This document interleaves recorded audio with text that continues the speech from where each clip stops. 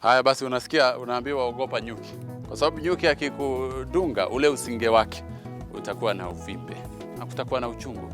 Lakini jua pia sumu hiyo ambayo imekwisha kudunga na kuingia ni dawa. Kuna wale sasa wanavuna alafu kutibu magonjwa ambayo yanaleta kama magonjwa kama vile ugonjwa wa baridi yabisi, ukipenda arthritis, magonjwa yale ya rheumatoid. Utakuwa unajua papa hapa.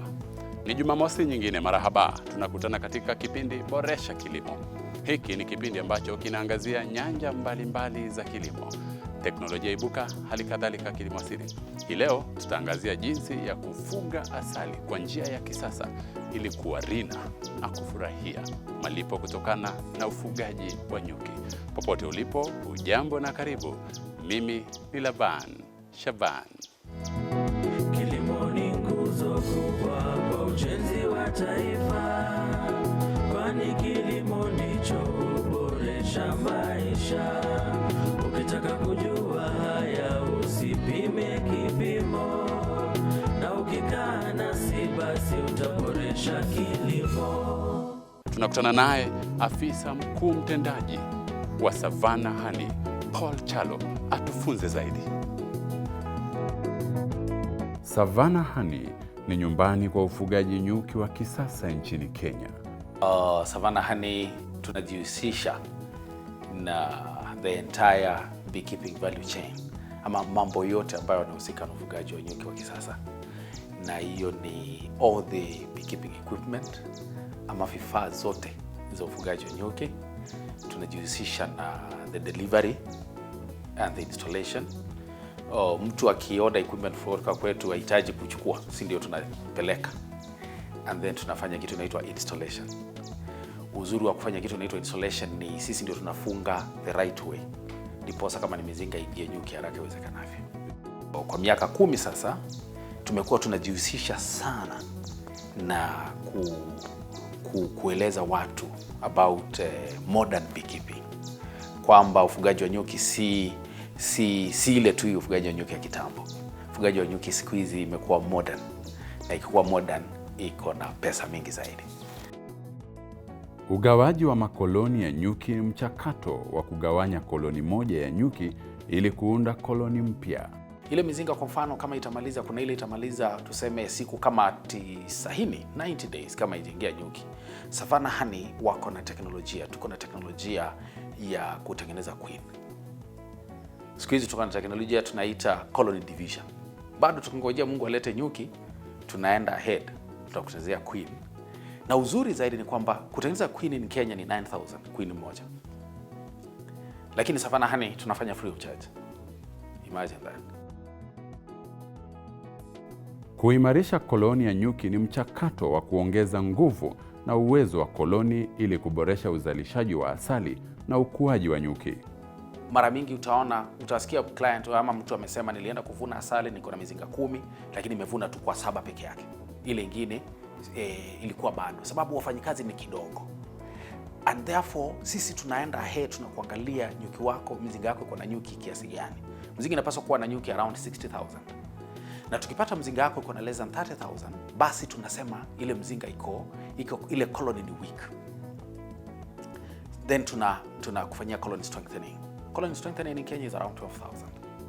Savannah Honey client ni free of charge. Kubadilisha malkia kunafanyika ili kudumisha uzalishaji wa koloni. Tunaenda pia tunakuangalia ile queen wako kama ako agile, kama anataga mayai kiasi gani. Queen anapaswa kutaga mayai between 1,500 na 2,500 kwa siku moja. Wakati mwingine queen kwa sababu anaishi miaka 5, wakati mwingine akifikisha miaka 3.5 ile kutaga wakati mwingine huenda ikapungua. Ikipungua basi sisi tunakutengenezea queen mwingine kwa teknolojia mpya inaitwa requeening, na ule queen tumlete kwa ile mzinga, tumfanyie mambo fulani ndiposa asiwawe na ule queen wale manyuki, sababu kila queen akona smell yake duniani, na ukimleta pale basi watapungua. Lakini kuna mambo tunafanyia kwa kama siku 5, wakati tunamleta pale wamemzoea na awamuue. Na hiyo ninaweza sema ni very technical, inaenda kwa around 20,000. Na uzuri wa client wa Savannah Honey ni kwamba hatumlipishi chochote.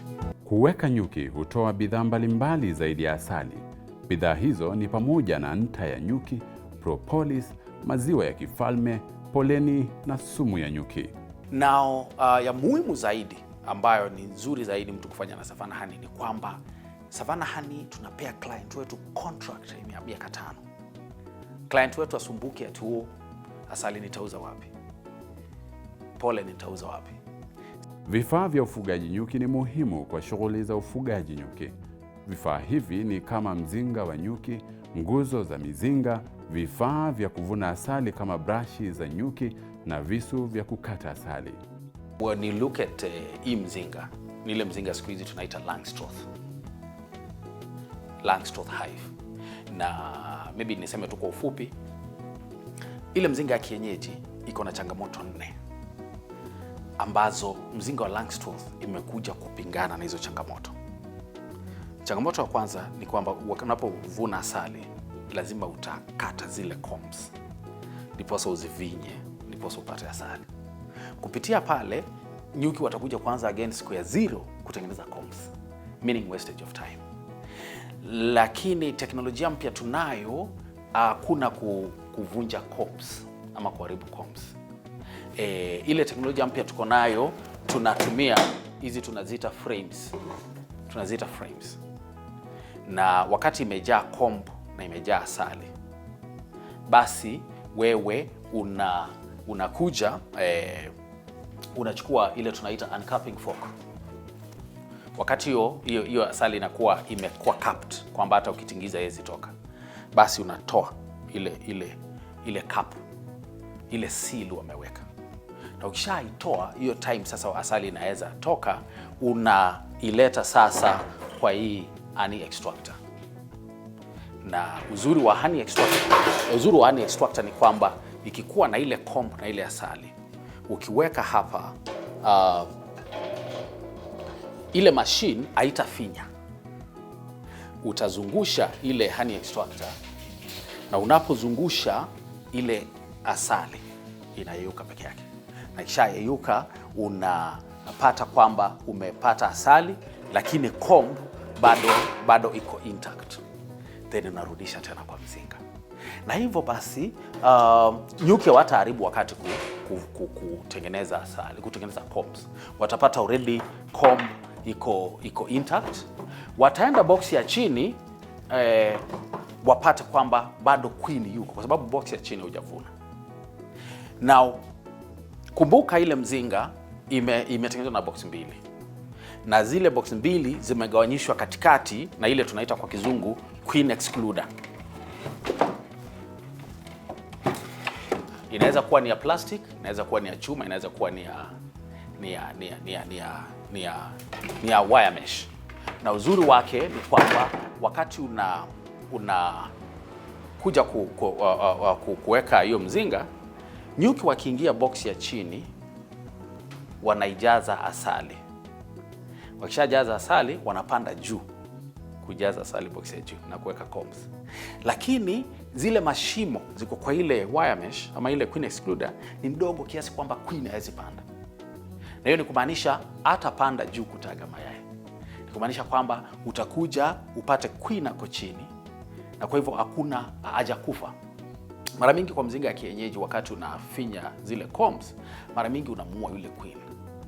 Na ukimuua nyuki hawezi kaa mahali ambapo hakuna queen. Wale nyuki wanahama. Uzuri wa teknolojia ni kwamba hakuna kuua queen. Na kama hakuna kuua queen, basi hakuna nyuki kuhama. Na kama hakuna nyuki kuhama, na tayari combs ziko, sasa wanakutengenezea haraka.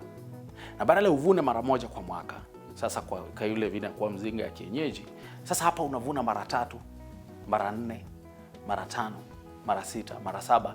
Sasa inabadilika, inakuwa ni biashara sasa. Propolis ni dutu ya gundi inayotumiwa na nyuki kujenga na kufunika mzinga wao. Ile ngundi ama ile propolis mara mingi huwa ni very medicinal.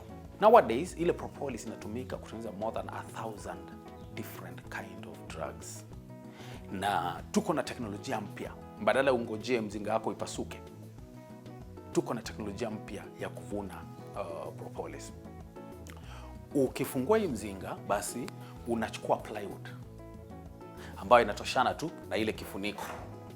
Unaiweka hiyo plywood, alafu baadaye unarudisha ile kifuniko yako. Ukifanya hivyo, wapatie kama siku kama 14. Hiyo itakuwa ni njia ya kuongezea joto, temperature kwa ile mzinga. After 14 days, kuja utoe ile kifuniko,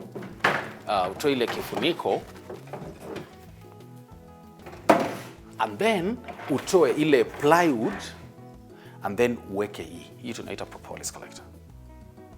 Wakati umeiweka,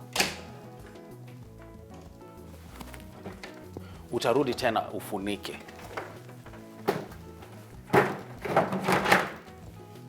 Unapofanya hivyo, nyuki wanakuja the same day. Wanajiuliza mbona hii mahali imekuwa baridi? Sababu zile mashimo ziko kwa ile propolis collector zitaongeza baridi kidogo.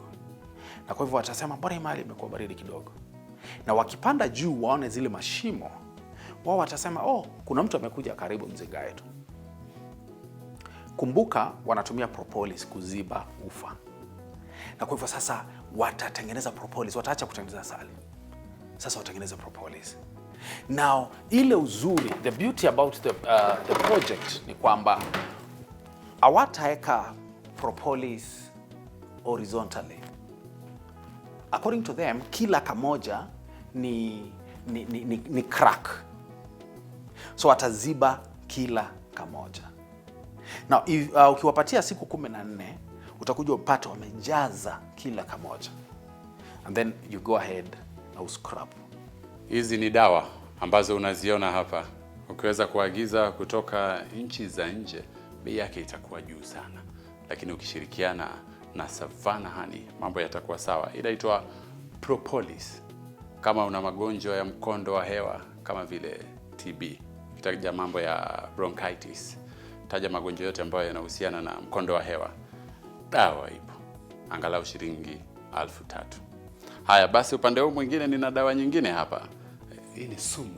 Nikianza kipindi nilikuwa nimetaja kwamba kuna sumu kutoka kwa usinge wa nyuki. Lakini sumu pia ni dawa. Kama una matatizo ya mifupa, ugonjwa wa baridi yabisi, arthritis, basi dawa yake ndio hii. Unaendelea kutazama Boresha Kilimo, kipindi ambacho tunaamini kitastawisha kilimo humu nchini. Kwa sasa nachukua pumziko fupi, tarejea kwa muda usio mrefu. Usiondoke hapo lipo. Ukitaka kujua haya usipime kipimo, na ukikaa nasi basi utapata